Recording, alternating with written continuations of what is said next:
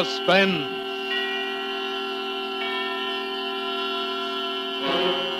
Autolite and its 96,000 dealers present Miss Lucille Ball and Mr. Desi Arnaz in The Red-Headed Woman, a suspense play produced and edited by William Spear.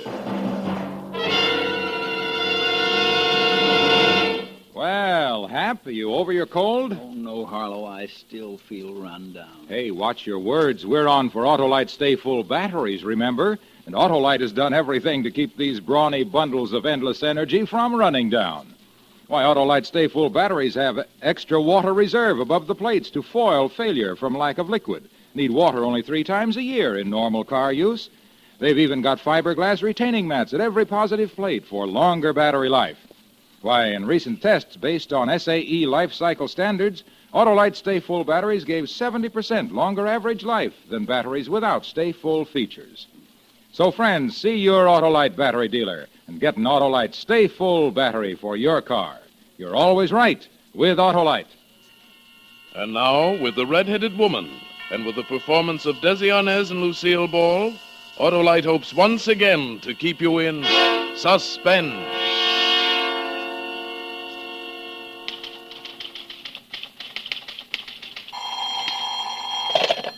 Jensen Corporation. Hello? Hello, Linda? Yes. Oh, hello, Frank. Oh, look, darling, I thought I told you not to call I know. me. I shouldn't call you at the office. I'm sorry, Redhead, but I had to talk to you. You see, Oh, darling, you sound so grim. Is there anything wrong? Oh, this is going to be tough, Linda, but you see, it's kind of hard to explain, but... Well, go on, dear. You can tell me anything. You know that. Oh, you're sure swell, Linda. That's why it's so hard to tell you. Frank, you haven't committed a murder or anything, have you? Oh, no, of course not. Well, what is it then? Linda, please, I tried to tell you last night. I know it's hard to justify, but... But what? Frank, you've met someone else, is that it? Yes, Linda. I'm sorry. Oh, it's quite all right. Is she blonde or brunette? Oh, honestly, honey, Linda, I couldn't help it. It was one of these things. It just happens. Sometimes things do. Well, you don't have to explain, Frank.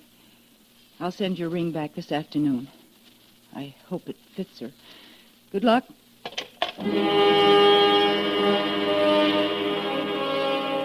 Tears came, and then I tried to laugh it off. And then I felt myself getting good and mad. What a fool I'd been. For 2 years, my every thought, my every move had been patterned toward Frank's wishes and welfare. Other girls, the selfish type, were holding their men. It was, well, I'd made up my mind that the future would be different. From that minute on, I'd think of myself first, last, and always. Suddenly, I wanted to get away, do things, have beautiful clothes, money, especially money. I suppose it's a kind of independence any woman wants to grab for in a moment like that, when she's found out you can't depend on a man. Good morning, Linda. Oh, good morning, Mr. Jensen. Feeling all right? Of course. Why shouldn't I? Well, I don't know. You just seemed a little despondent. No, I'm fine. Good. Oh, will you put this away for me? What, payroll money? Well, it's only the 5th, isn't it? I'm going to Florida for a couple of weeks, Linda. Oh. I do the payroll money today because I'm leaving tomorrow. Oh, that sounds wonderful. Yes, doesn't it? I've been thinking about it for years. Say, why don't you take a few days off while I'm gone, Linda? What? Oh. Why don't you, Linda? It's a good idea. Certainly I won't be needing you. Well, I could come in on the 14th and handle the payroll. Oh, you needn't bother. I can get Walters. Well, he's pretty busy, Mr. Jensen. I'll come back and handle it. I'll just be in the country somewhere close by. Thank you, Mr. Jensen. Looking back, I suppose I thought of stealing the payroll right then. I must have, for a few minutes after Mr. Jensen left, I visualized how easy it would be. Only he and I had the combination to the safe. He'd be far away in Florida for 2 whole weeks. I could leave the next day. I could have at least 10 days before anyone could find out anything was wrong. I thought about Frank and that brush-off he'd given me. How easily I might forget him in new surroundings. Well, when I closed the office that evening, I took the envelope with $21,000 in bills and stuffed it into my handbag. Then, I don't know why, I took the gun Mr. Jensen always kept in the safe.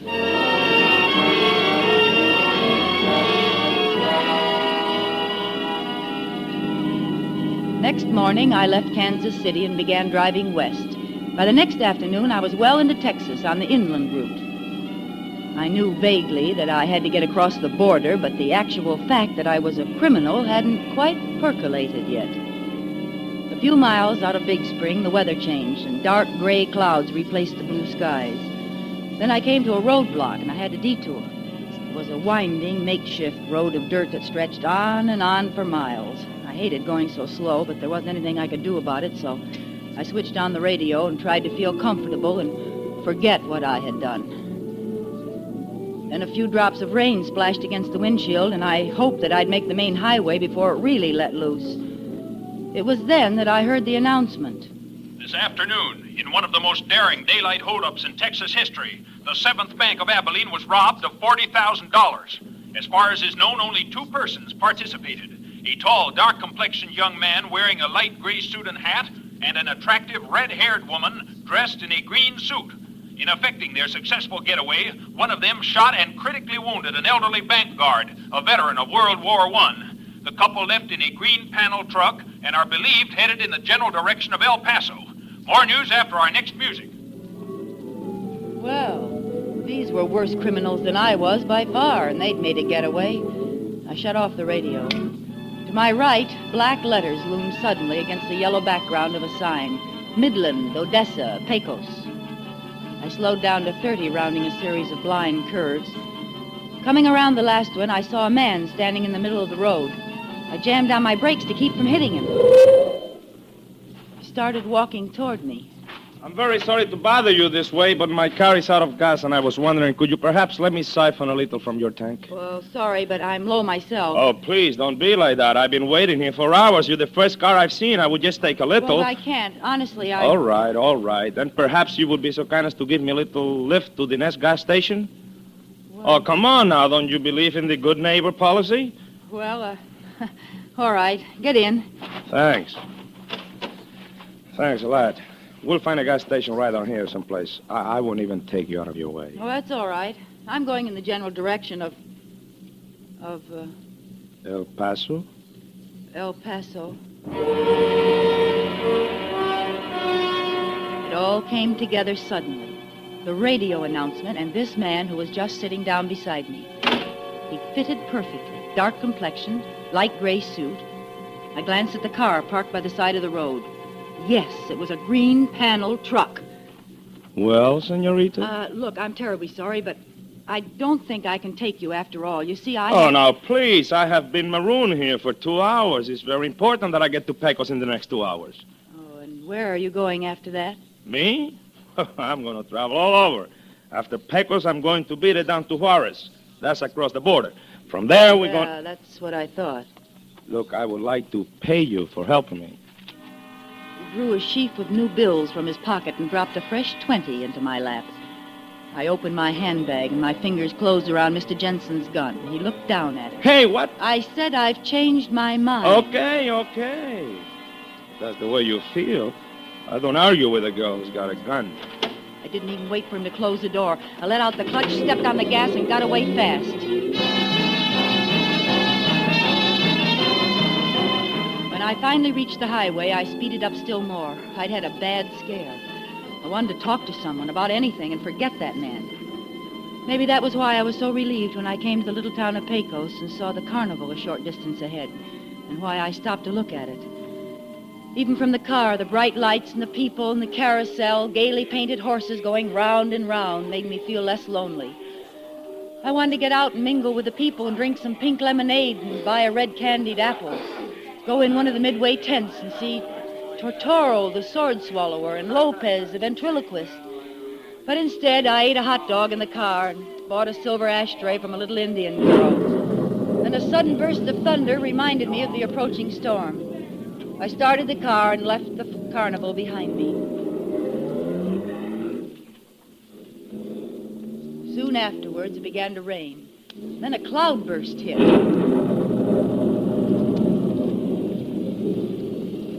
15 minutes later, I spotted an auto court. As I came to a stop, a gray, mustached man in a rubber hat and raincoat came out to meet me. Hello there. Hello, how far to El Paso, please? Not planning to go there tonight, are you? Well, You never make it. A lot of bad spots in the road. I know because in rainy nights I always pick up a lot of money pulling stalled cars out of the mud. Well, maybe I'd better spend the night here then, if you have a vacancy. I got more vacancies than anything else. I'll fix you up with the best cabin on the place. Used to live in it myself. Come on, I'll show you. It's number 3. Oh, it sounds fine. Do you mind if I use your phone No, first? go ahead. Go ahead. There's a booth over there right next to the office. Thank you. I'll open the cabin door and leave the key on the dresser. You can put your car in the shed there. I was going to phone the El Paso police and tell them where I'd last seen the man answering the description of the Abilene bank robber. I dialed and waited for her to answer.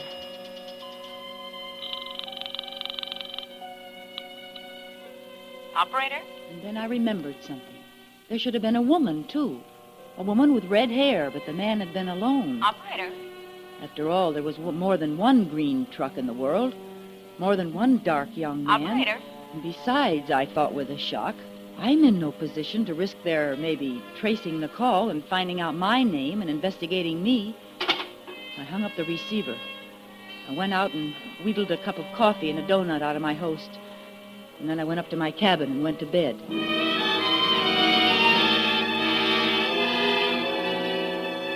I woke up about 10 o'clock.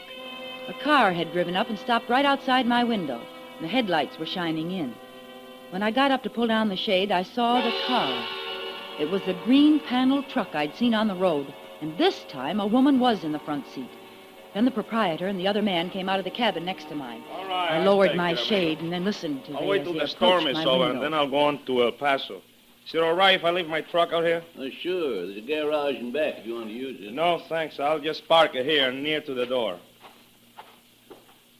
I heard him enter his cabin. I locked my door and sat down on the bed. It was very quiet next door.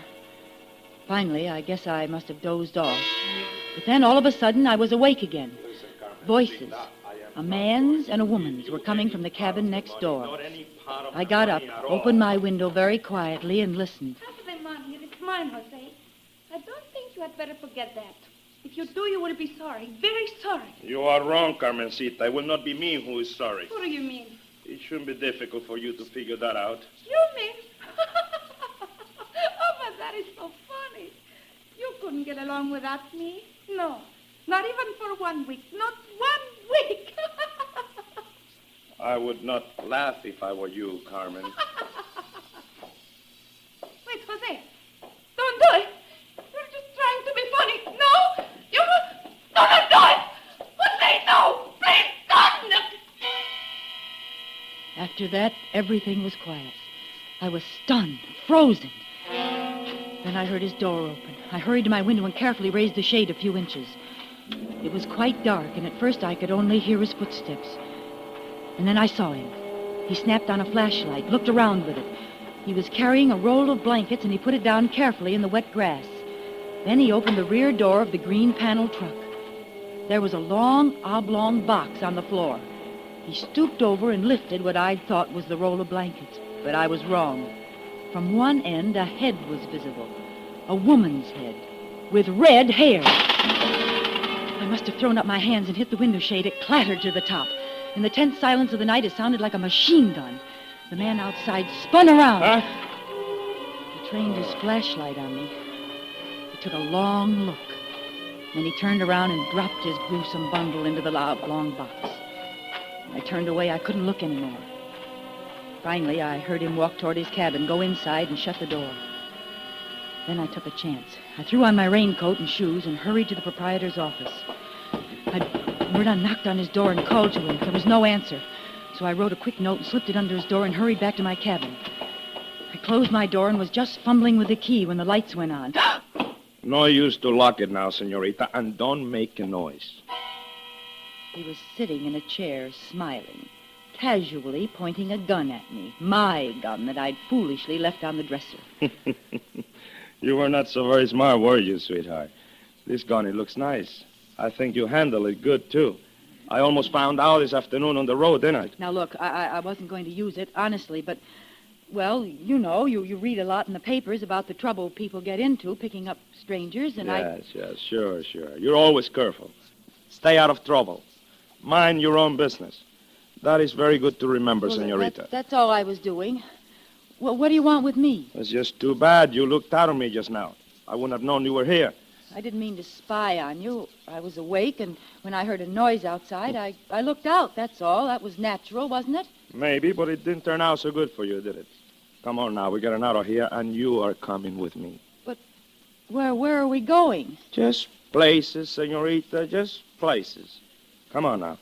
But what do you want with me? You don't want me. Don't want you? Why, I'm crazy for you. I've been looking for you. I've been looking for somebody just like you.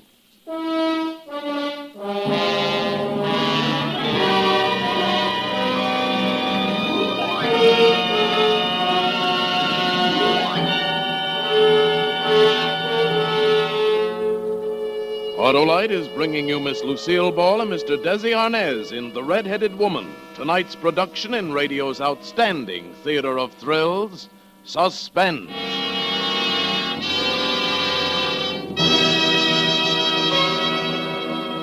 Feeling better, Hap? No, Harlow, I think I'll take the vacation my doctor advised. Decided where you'll go? Not yet. Well, how about the Atlantic Ocean, or the Great Lakes, or the Mississippi River? Say, that's a lot of water. Right. It'll remind you of Autolite's Stay Full batteries, that they have longer and larger liquid reserve above the plates as compared to ordinary batteries. Need water only 3 times a year in normal car use. Or, hey, better still, Hap, visit the zoo, see the camels. Tell them Wilcox sent you. What? And get tossed out on my ear for suggesting that Autolite Stay Full batteries can go without water longer than camels can? Well, tell them about those fiberglass retaining mats protecting every positive plate for longer battery life. Tell them that in recent tests based on SAE life cycle standards, Autolite Stay Full batteries gave 70% longer average life than batteries without Stay Full features.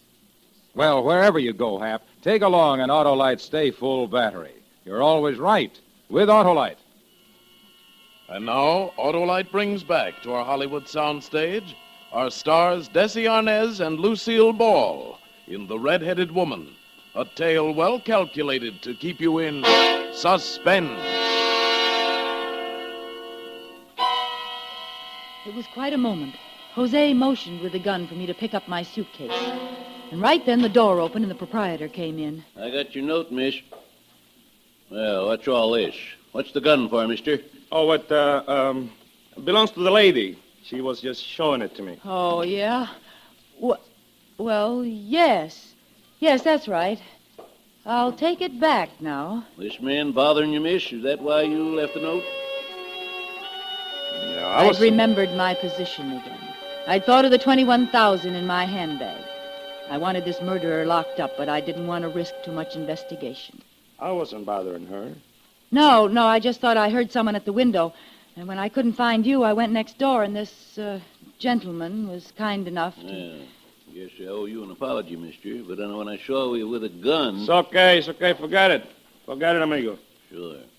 Well, good night. All right, you stand over there. Well, I guess you must be crazy for me, eh? To lie for me like you did? No, I'm just fond of myself. Things have kind of changed, haven't they, Jose? Oh, you know my name, too. I know all about you. Really? Yes, I guess things have changed. All right, now. That was a good idea you had before about leaving here.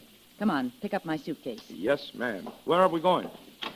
Like you said, places, Jose. Just places. Now walk quietly. My car's right outside. Anything you say, senorita.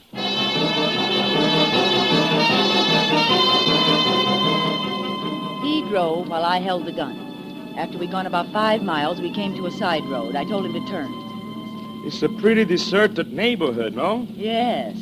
Please tell me, where are we going? Oh, you're not going very far. You know, I wish you didn't make me leave my truck back there. Oh, you're worried about what's in that pile of blankets, huh? Yes, that's right. Somebody might find her. Senorita, please. Not a chance. Oh, look, now, why don't we talk this thing over? I think maybe we could. I'm not buying a thing. Well, I certainly hope you know what you're doing. Uh-oh.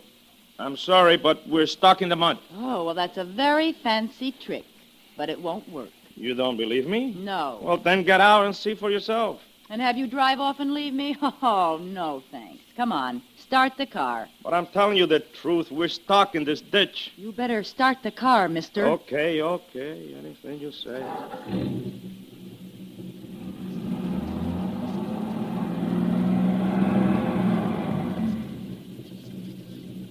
You see? Try it again. All right, but it'll only get us in deeper.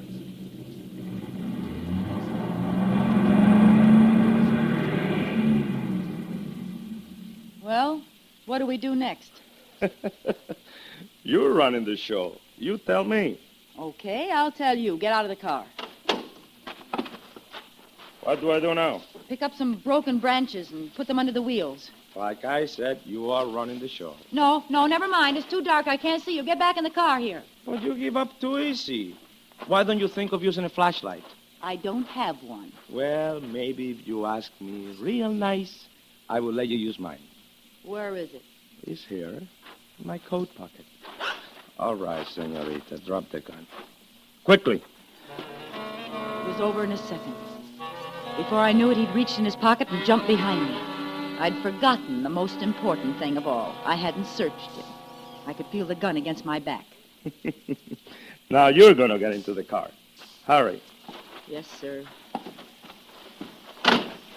Now you will drive for a while, no? But I thought we were stuck. That is exactly what I wanted you to think. Good, eh? Start the car.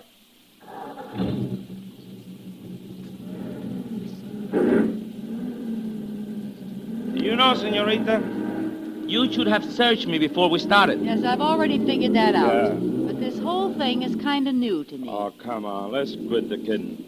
You know, I think you would have been very surprised if you would have searched me. You know why? Nothing would surprise me. Oh, I think so. Because you wouldn't have found any gun. Only this. A flashlight. It feels very much like a gun against your back, doesn't it? Especially when you're very frightened. Look, let me go. I swear I'll never bother you again. You won't bother me. Not where you're going. You won't bother anyone. Drive a little faster, please. I drove for several miles without saying a word. Then I took a chance. I speeded up to 60, then jammed the brake to the floor. Oh! Jose's head banged against the windshield. He dropped the gun. I grabbed it almost before it hit the floorboard. Now, out again, Mr. Finnegan. We're going to change seats. Oh, my head. That was very smart, baby. Very smart. Almost as good as your flashlight gun trick, hmm? It's better. Your trick wins. Oh, well. What cooks now? We're heading straight into El Paso Police Department. But, baby, you can't do that. Why can't I? Because it's too foolish. And the senorita is not a fool. No, the senorita isn't. That's why you're driving straight to El Paso and the police. Yes, ma'am. Whatever you say. I certainly hope you know what you're doing. The senorita has learned a lot in the last few hours. Drive carefully. He shrugged his shoulders and settled back behind the wheel. I decided I'd been needlessly concerned about the police. After all, no one knew I had the $21,000 in my handbag. No one even knew it was missing. When I handed the police the man they were looking for, they wouldn't bother about me. They would accept my statement that I was just a secretary on my way to Mexico for a vacation. As we entered the outskirts of El Paso, I switched on the radio and settled back to enjoy it. And now our Texas roundup of the latest Texas news. Texans who expect quick and speedy action when it comes to lawbreakers in our state won't be disappointed when they hear the outcome of the bank holdup and killing of a guard in Abilene 2 days ago. What? What's that? Be quiet, Two culprits, Manuel Milani, a non-Texan, and Betty Murphy, a red-haired Californian, were apprehended today in Big Spring, only 61 hours after their spectacular holdup of the 7th Bank of Abilene. Both freely confessed to the crime. The bravery of our Texas... Hey, wait a minute. You wait a minute. Stop the car. Now, I don't believe it. Neither do I. You don't? All right, then. Who was it you killed? Me? I didn't kill anybody. Oh, stop it. It was your accomplice. I heard the argument, and then you killed her, and then you... Oh, you're crazy. What do you mean I'm crazy? Right this minute, there's a red-haired woman dead in the back of your truck. What the... Oh.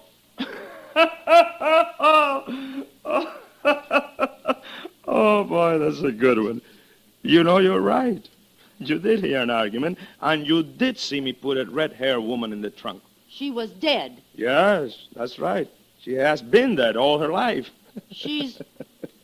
The argument, as you say you heard, went something like this. Half of the money? It is mine, Jose.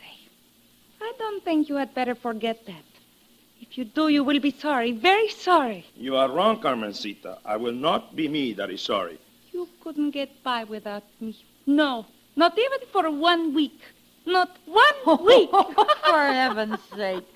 A ventriloquist. What do you mean, a ventriloquist? I am the best. Jose Lopez, the great. Oh, what a relief. Yeah, your relief. What about me? I thought the whole time, here I am traveling with a criminal. Me? How could you think that I was a... Why not? You got the red hair, you're wearing the green suit, just like the description. Oh. Hey, listen, there's only one other thing that is confusing me. What's that? How come you carry such a big bankroll? All these thousands of dollars in your purse. Well, Yes? Well, you... Oh, what's the use? I might as well tell you the whole story.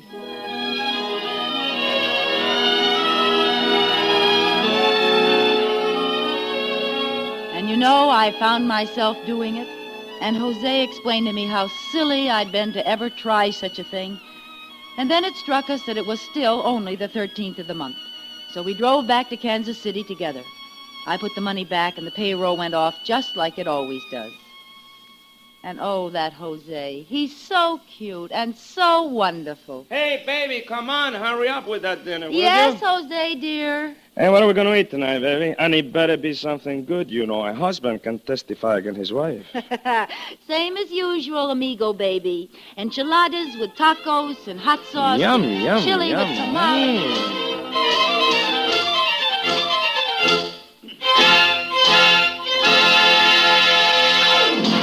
Suspense, presented by Autolite. Tonight's stars, Lucille Ball and Desi Arnaz. Lucille, I heard your radio show last Friday night. Like it? Sure, swell show. Mind if I get in? Of course not, Desi. I warn you, Desi. Harlow will try to sell you an Autolite Stay Full battery. Oh, me, I'm sold already. That's just what I was going to tell Harlow. His product is terrific. Why, thanks, Desi and Lucille. Autolite Stay Full batteries are, as Desi says, terrific. They need water only 3 times a year in normal car use. Yes, sir, their extra liquid load above the plates as compared to ordinary batteries helps lick a leading cause of battery failure. Autolite Stay Full batteries are just one of more than 400 products Autolite makes for cars, trucks, planes, and boats in 28 plants coast to coast. These include complete electrical systems used as original equipment on many makes of America's finest cars and trucks. Batteries, spark plugs, coils, distributors, starting motors, bullseye sealed beam headlight units. All engineered to fit together perfectly, work together perfectly, because they're a perfect team. So, folks, don't accept electrical parts supposed to be as good. Ask for and insist on Autolite, original factory parts at your neighborhood service station, car dealer, garage, or repair shop. Remember, you're always right with Autolite.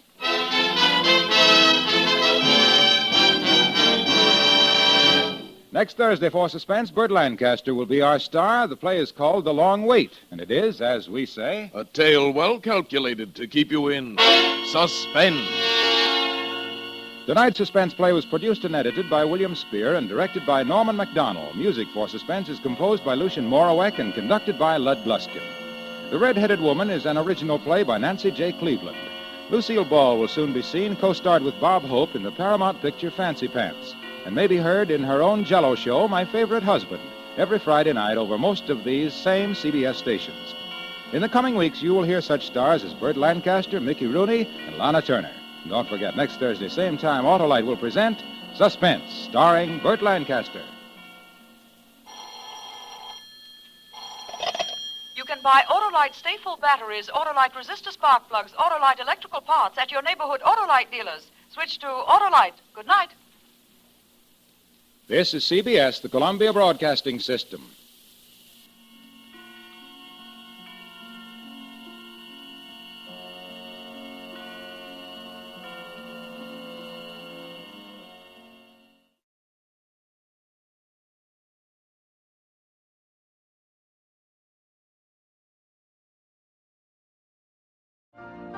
You've been listening to the OTR Gold Network.